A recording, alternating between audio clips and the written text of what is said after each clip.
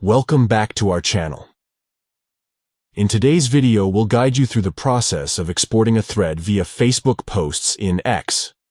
If you want to share a conversation from a post with others, we'll show you how to do it effortlessly. Let's dive right into this comprehensive guide. Step 1.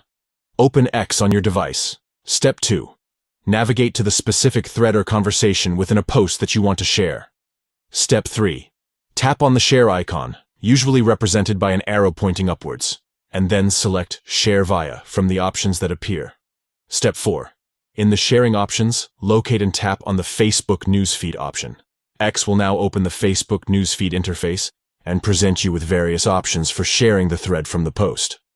By following these simple steps, you can easily export a thread via Facebook posts in X, allowing you to share engaging conversations and valuable content with others. Sharing threads from posts is a fantastic way to collaborate, exchange ideas, and connect with your friends, family, and wider network on Facebook. Thank you for watching our full guide on how to export a thread via Facebook posts in X. If you found this video helpful, please consider giving it a thumbs up and subscribing to our channel for more informative tutorials and guides.